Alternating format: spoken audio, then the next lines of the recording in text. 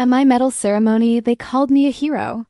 Minutes later, outside my hospital door, I heard my own father tell a general, "We should have let her die out there. It would have saved us the embarrassment."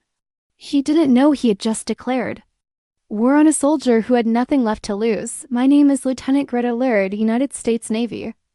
As of this morning, I am a recipient of the Purple Heart pinned to my chest in a sterile hospital room while flashbulbs flickered like an ambush. My body, a roadmap of fresh scars and nerve damage, was trapped in a wheelchair, cloaked in a dress uniform that felt more like a costume than armor. General Harris, a mannequin of military prestige, pinned the medal with a practiced ease, calling me a woman of valor and inspiration to us all. The words were for the cameras, for the clean narrative they needed.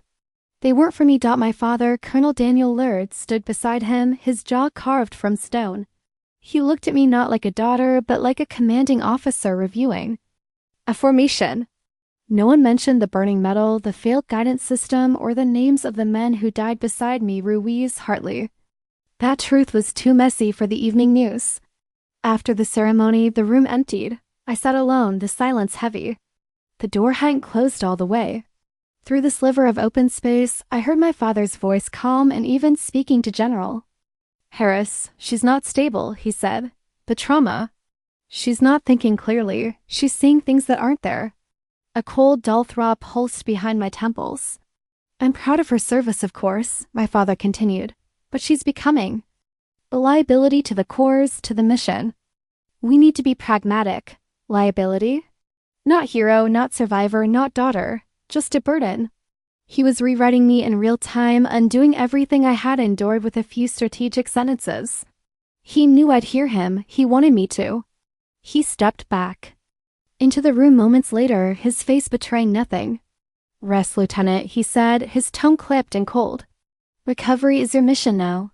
Let command worry about the rest. Let command bury the truth. Let me vanish into silence." In that moment, I realized the real battlefield wasn't over there. It was right here in this room, in the voice of my own father. The physical therapy room at Walter Reed smelled like antiseptic and old sweat. Each step with the walker was a white-hot streak of pain. They used to call me Ironback in the field. Now I could barely manage 3 steps on linoleum. My father never visited, sending only a bouquet of patriotic carnations with a pre-printed card. The nights were the worst. When the meds wore off, I'd log into the secure military network, trying to access the official reports from the ambush. Access denied, classified, redacted. Every door was locked. The mission had been buried. So I began my own report in a cheap spiral notebook. Page 1, what I remember. I wrote everything, the coordinates, the broken comms, the strange way R. Orion guidance system glitched just before the sky turned to fire. This notebook would be my evidence, my memory, my weapon. When I filed an official request for a hearing, they sent Major Hayes, a man who once served under me, to shut me down. "Operational failure due to unforeseen equipment malfunction," he said flatly, dropping a 1/4-inch thick, heavily redacted file on my tray. "Case closed. Your father signed off on this. My advice? Let this go." Then my father took his war public. One night, the TV in the common room flickered to life with his face, in full uniform, on a national news program. "My daughter is a hero," he began, his voice composed and sorrowful. "But war leaves wounds, many of them invisible. Greta is suffering from PTSD. She's vulnerable and latching on to conspiracy theories. What she needs right now is not attention, but healing." He used my scars as a weapon, my trauma as a prop to discredit me on a national stage. The walls of my room felt closer than ever. They weren't just trying to silence me. They were trying to erase me, to twist my grief into a diagnosis.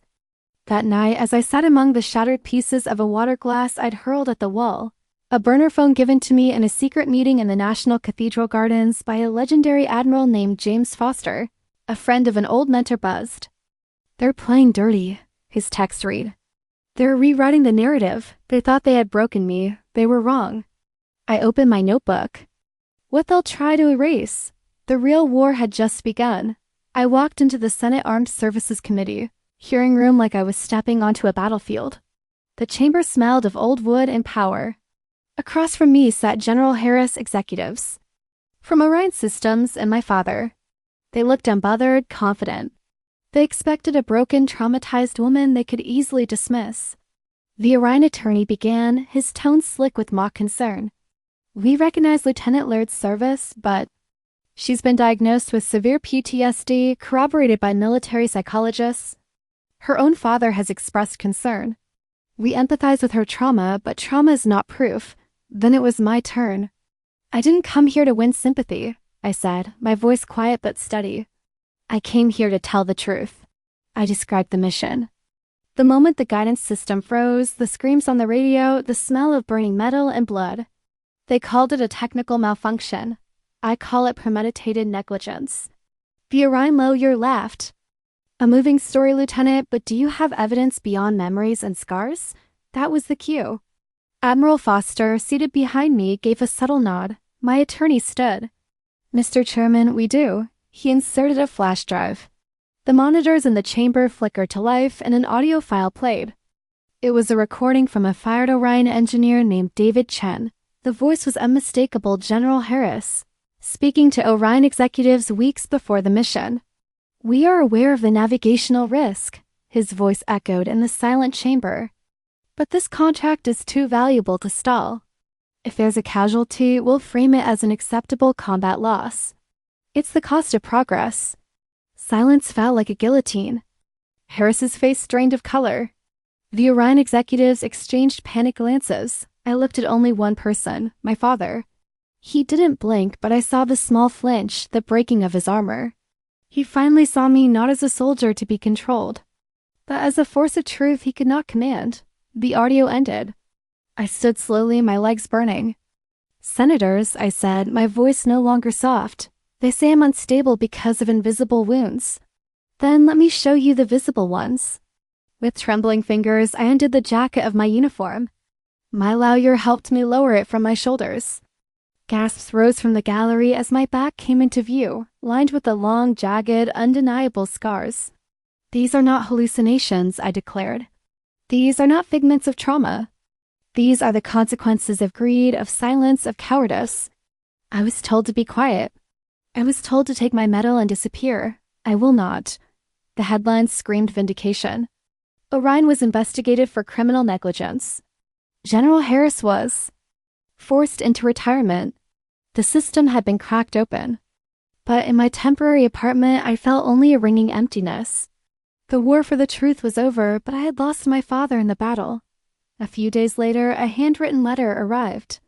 Greta, it began, the penmanship shakier than I remembered. I was wrong. I let pride guide me where love should have. You were right to speak up. If there is any path back to you, I will take it, no matter how long. Dad, I cried, not with anger or relief, but with grief for the father I should have had. For the home that never really was. I agreed to meet him at a park. The man who sat on the bench was smaller, his uniform gone, the certainty in his eyes replaced by sorrow. I read your letter, I said, my voice even, and I forgive you. Not because what you did was okay, but because I don't want to carry this anger anymore. But things won't go back to what they were. I told him I needed peace, and that for now, peace meant distance.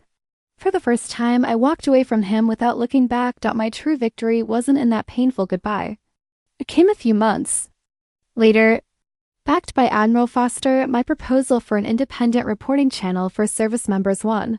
That bypassed the chain of command to protect whistleblowers was officially adopted into military policy. They called it the Callahan Clause, a quiet nod to the professor who first saw a strategist in me. It was real and it would save lives. Soon after, Foster offered me a teaching position at the Naval Academy, a new course titled Ethics and Leadership in Modern Warfare. On my first day, I walked into the lecture hall in civilian clothes. The faces staring up at me were young, eager, unbroken. Good morning, I began, my voice steady. Today, we're not going to talk about tactics. We're going to talk about courage. The kind that shows up when nobody's watching and tells the truth even when it costs you everything. My father stood in the back of the room just watching. Our eyes met and I gave him a small, quiet not all I had left to give. I had lost a father, but I had found my purpose, not in revenge, but in guiding others to do what is right, no matter the cost. And that peace was the real victory. If this story reminded you of a time you had to walk away from someone you loved to protect your own peace, you are not alone. True strength is often found in the hard choices no one else sees. If my story touched you, consider subscribing. And in the comments below, I'd be honored to know what helped you find your strength when the world tried to tell you who you were.